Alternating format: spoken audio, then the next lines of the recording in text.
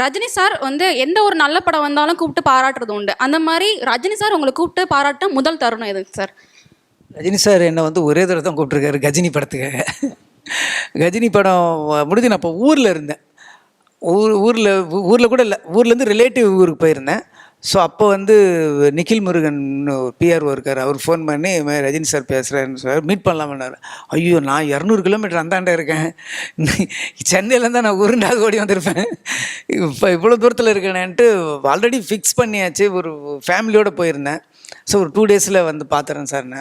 சரி, ஒரு 2 டேஸ் கழிச்சு போனேன். கஜினி டைம், அந்த டைமில் இந்த டிஜிட்டல் ஸ்டில் கேமராமேனும் கிடையாது. அதனால் போகும்போதே உள்ளே ஒரு ஸ்டில் கேமராமேனையும் கூப்பிட்டுக்கிட்டு போயிட்டோம். அப்போ அந்த ஃபோனில் எடுக்கிற பழக்கமும் கிடையாது.